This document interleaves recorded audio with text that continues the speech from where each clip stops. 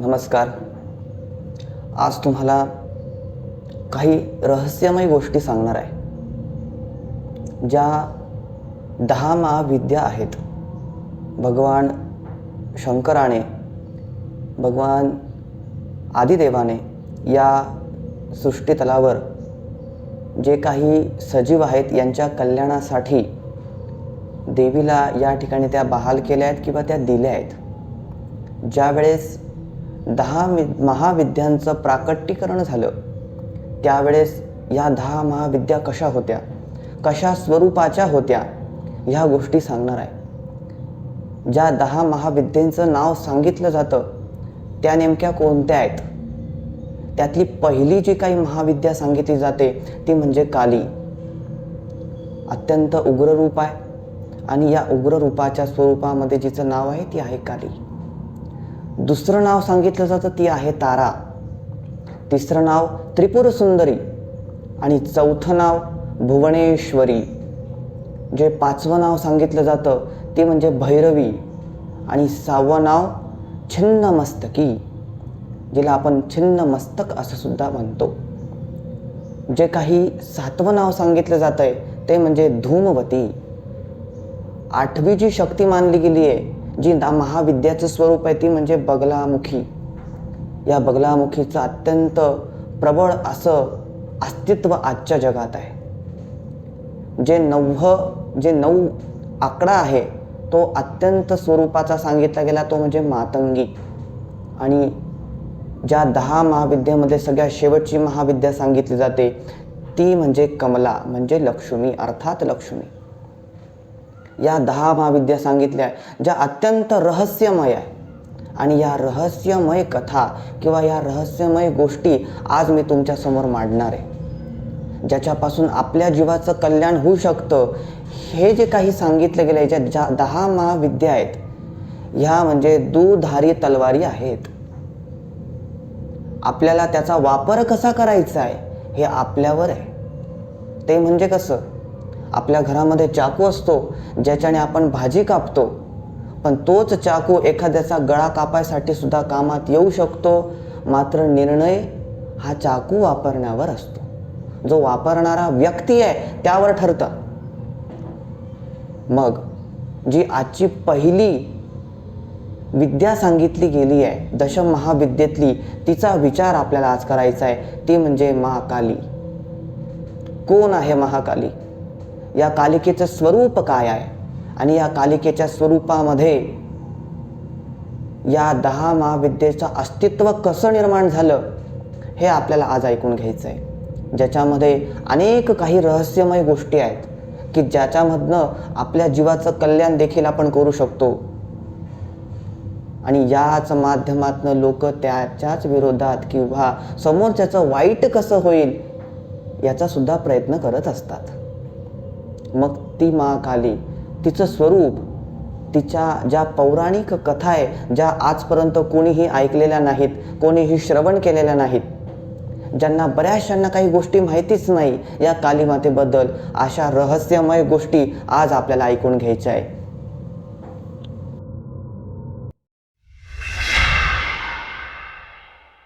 महाकालीच्या रहस्यमय गोष्टीमधला पहिला संवाद शिव-पार्वती संवाद आहे. ज्यावेळेस भगवान शिवाचा विवाह पार्वती मातेशी झालाय आणि या पार्वती मातेला अनेक स्वप्न, अनेक वाईट आवाज आपल्या कानावर ऐकू येऊ लागली आहेत. ते नेमके कोणते आहेत? भगवान शिव हे जातात तरी कुठे? याची साधना कुठे असते? हे थोड्या वेळ आपल्याबरोबर राहतात आणि बऱ्याच वेळ जाता कुठे? हा मनामध्ये प्रश्न घेऊन पार्वती माता एकदा या कैलास पर्वतावर फिरत असताना एका गुफेच्या समोर येऊन उभी राहते. आणि त्या गुफेतनं अनेक विचित्र अशा आवाज येत आहेत, जे प्रेतात्म्याचे आहे, भूतात्म्याचे आहेत, प्रेतत्वाचे आहेत, जे आपल्या मुक्तीसाठी असंख्य टाहो फोडतायत. आणि हा आवाज ऐकल्यानंतर मन विचलित झालं आणि पार्वती माता धावत परत कैलासावर आली आणि भगवान शंकराचं स्मरण केलं. भगवान शंकर त्या ठिकाणी प्रकट झाले आणि भगवान शंकरांनी पार्वती मातेला प्रश्न केला की तुम्ही असं काय बघितलंय की ज्यामुळे तुम्ही अत्यंत विचलित झालात. त्यावेळेस पार्वती मातेने सांगितलं की तुम्ही एका गुफेत बसले होते, तुमच्या शरीरावर भस्माचं लेपन आहे, तुम्ही कोणती तरी साधना करतायत आणि तुमच्या गळ्यामध्ये मुंडमाळा आहे आणि त्या आजूबाजूला अनेक प्रेतात्मे भूतात्मे, जशी स्मशानेश्वा क्रीडा, तुम्ही स्मशानामध्ये क्रीडा करताय अशी स्थिती तुमची त्या ठिकाणी आहे. हे ऐकलं आणि भगवान शंकर यांच्या नयनातनं अश्रू ढाळले गेले, त्यांच्या नयनातनं अश्रू आले आणि भगवान शंकर या पार्वती मातेला म्हणताय, ज्या वेळेस तू सती स्वरूपामध्ये तुझं शरीर सोडून गेली तेव्हापासून आत्तापर्यंत जे काही या पृथ्वी तलावरचे गतप्राण झालेले लोक आहेत त्यांच्या सर्वांच्या आत्मा त्या ठिकाणी आहेत, ज्यांना अजूनही मुक्ती मिळालेली नाही, जे तुझ्या आज्ञेची किंवा तुझ्या उपासनेची, तुझ्या 10 महाविद्येची, तुझी आदिशक्ती जी काली आहे तिचं जोपर्यंत जागृतीकरण होत नाही तोपर्यंत त्यांची मुक्तता नाही. हे ऐकलंय. ही रहस्यमय गोष्ट ज्या वेळेस पार्वती मातेला कळाली त्यावेळेस पार्वती माता करुण अवस्थेमध्ये आली. आईचं हृदय जसं असतं त्या पद्धतीने हृदय तयार करून त्या गुफेमध्ये गेली आणि असंख्य त्या ठिकाणी जे प्रेतात्मे होते त्यांच्याकडे बघितलाय आणि त्यांची मुक्तता नाही, ते आपल्याकडे आई आई अशी आरोळी मारतायत. हे जेव्हा पाहिलं आणि त्यावेळेस भगवान शिवांनी या पार्वती मातेला प्रश्न विचारलाय, आता तरी 10 महाविद्येचं जे तंत्र आहे ते ग्रहण करशील? त्यावेळेस पार्वती मातेने होकार दिला आणि पार्वती मातेने त्या ठिकाणी प्रश्न विचारलेला आहे. कोणता? की भगवंता, हे सांब शिवा, हे आदिनाथा, की हे कार्य तुमच्याकडे कसं? त्यावेळेस भगवान शंकर त्या ठिकाणी म्हणताय, पार्वती आणि शंकराचा संवाद आहे जो आजपर्यंत कोणीही ऐकलेला नाही, जो रहस्यमयी आहे. त्यावेळेस सांगितलं जातं ब्रह्मा विष्णू महेश यांचं कार्य वेगळं आहे.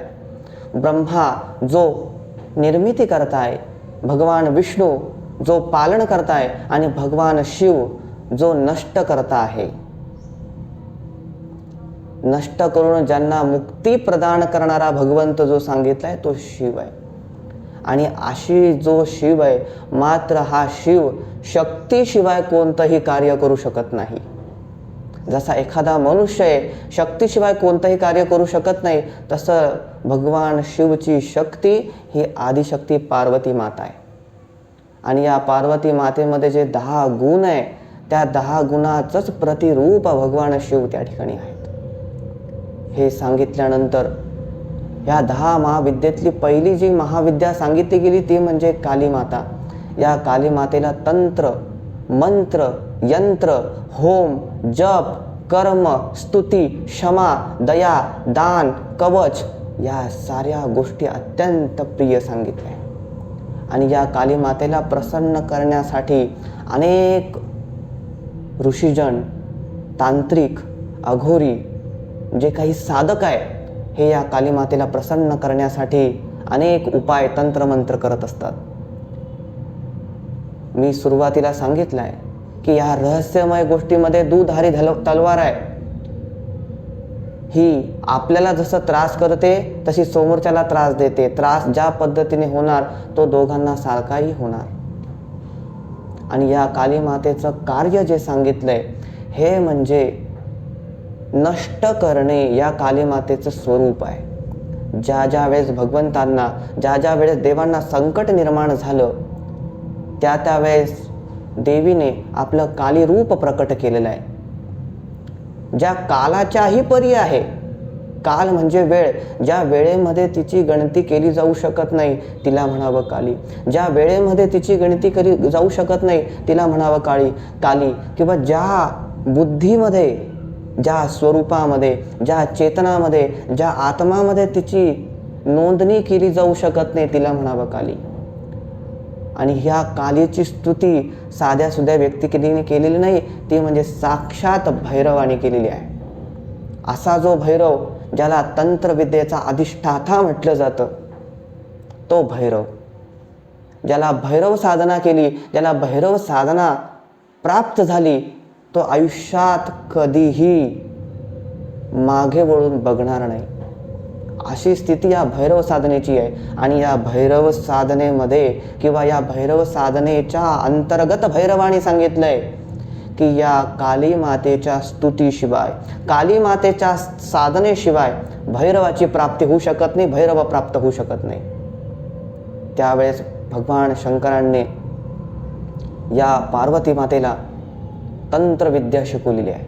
आणि ही जी तंत्रविद्या शिकवली गेली त्यामध्ये सगळ्यात मोठा नियम सांगितला गेलाय, जो मन एकाग्र करणे, मन स्थिर ठेवणे आणि बुद्धी एक चित्त एक स्थिर ठेवणे, हा सगळ्यात मोठा गुण पार्वती मातेला सांगितला गेला होता, जो आपल्या सर्व साधकांना त्या ठिकाणी सांगितला जातो. या भारतामध्ये अनेक स्थान आहे, अनेक जागा अशा आहेत की ज्या ठिकाणी काली मातेची साधना केली जाते. काश्मीरपासून हिमालयांच्या गुफेंपासून तर कन्याकुमारीपर्यंत असंख्य असे स्थान आहे की ज्या ठिकाणी काली मातेची साधना केली जाते. आणि दक्षिण स्वरूपी काली माता ही दक्षिण स्वरूपामध्ये अत्यंत प्रबळ अशी सांगितली आहे. आणि हिचं जे काही अनुष्ठान सांगितलं आहे ते सुद्धा अत्यंत कठीण सांगितलं आहे. या काली मातेला सर्वात आवडणारी गोष्ट ती म्हणजे स्मशान साधना आहे. स्मशान साधना म्हणजे काय? जी स्मशानामध्ये राहून केली जाते, स्मशानात बसून केली जाते, जिथं मन बुद्धी आणि चित्त एक स्थिर करून स्मशानात बसून तिची साधना केली जाऊ शकते, अशा ठिकाणी साधना ती आहे स्मशान साधना. ही जी स्मशान साधना सांगितली आहे त्या स्मशान साधनेमध्ये त्या ठिकाणी जो अग्नी, जो स्मशानातला अग्नी सांगितला तो क्रव्यात नामक अग्नी, या अग्नीतनं अनेक गोष्टी प्राप्त होऊ शकतात, या काली मातेच्या साधनेमध्ये सांगितलेल्या आहे. त्यावेळेस आपल्याला जर या काली मातेची साधना करायची असेल, तिच्यातनं काही प्राप्त करून घ्यायचं असेल, तर काली माता कोण आहे हे समजून घेणं गरजेचं आहे. भगवान शिव आणि नारायण यांचा संभोग होऊन यांच्यापासून एक पुत्र प्राप्त होणे या जगामध्ये अशक्य गोष्ट आहे. अशीच धारणा धरून महिषासुराची बहीण महिषी हिने वरदान मागितलं ब्रह्मदेवाकडनं. आणि ब्रह्मदेवाला सांगितलंय की मला भगवान शिव आणि नारायणापासून निर्माण होणारा जो पुत्र आहे त्याच्यापासून माझा मृत्यू व्हावा. भगवान ब्रह्मदेवाने तथास्तु म्हटलंय. आणि हिने विचार केला, मी आता अमर झाली, मला कोणाचीही गरज नाही, आता मी या ठिकाणी जे माझ्या मनात येईल ते करू शकते. असं म्हटल्यानंतर या भगवान शंकराने ज्या वेळेस काली मातेला तंत्रविद्या दिली गेली त्याच्यामध्ये जे मन अत्यंत कमकुवत स्वरूपाचं काली मातेचं होतं, त्यावेळेस या महिषीने या काली मातेच्या साधनेतनं या काली मातेला वश करण्याचा प्रयत्न केला आहे. आणि त्यावेळेस काली मातेला तिच्या अधीन करून घेतलंय. त्यावेळेस भैरवाने सांगितलं की यांच्यापासून निर्माण होणारा जो पुत्र आहे तो या महिषीचा वध करेल. त्यावेळेस भगवान शिव आणि भगवान विष्णू यांनी एकमेकाचा संपर्क किंवा यांच्या योगमायेतनं एक पुत्ररत्न प्राप्त व्हावा यासाठी भगवान नारायणाने या काली मातेचं कवच धारण केलंय. त्याच्यापासून काय झालंय, तंत्रविद्येतनं अशी एक शक्ती निर्माण झाली की जी शिवाला सुद्धा मोहून टाकेल, मोहित करून टाकेल अशी क्षमता या कवचामध्ये आहे. आणि याच काली मातेच्या कवचाची जी स्तुती गायली गेली आहे किंवा याचा वापर ज्यांनी केला आहे ते रामायणामध्ये केलं गेलं आहे. तुम्हाला ही कथा माहिती नसेल, ह्या रहस्यमयी कथा ज्या सांगतोय हे चॅनल खास त्याच्यासाठीच ओपन केलं गेलं आहे, या ठिकाणी निर्माण केलं गेलं आहे की तुम्हाला अनेक रहस्यमय गोष्टी समजाव्या म्हणून. रामायणामध्ये भगवान रामाने जो नारायणाचा अवतार आहे या ठिकाणी या रावणाला मारण्यासाठी, कारण रावण हा आसुरी प्रवृत्तीचा आहे, राक्षस आहे, त्याच्याकडे अनेक मायावी शक्ती आहेत. मात्र या मायावी शक्ती ज्या तंत्रविद्येतनं प्राप्त करण्यात आलेल्या आहे, ज्या अघोरी स्वरूपातनं प्राप्त करण्यात आलेल्या आहे, याच्यापासून बचाव करण्यासाठी देवर्षी नारद आणि इंद्राने भगवान रामांना त्या ठिकाणी सांगितलं गेलं आहे की तुम्ही काली कवच धारण करा. रामाने देखील या राम रावणाच्या युद्धामध्ये या कालीमातेचं कवच धारण केलं आहे. अशा बऱ्याच काही रहस्यमय गोष्टी आहेत ज्या या सिरीजमध्ये आपल्याला ऐकायच्या आहेत. हे चॅनल नक्की सबस्क्राईब करा, लाईक करा आणि हा व्हिडिओ जास्तीत जास्त लोकांपर्यंत पोहोचवण्याचा प्रयत्न करा. नमस्कार.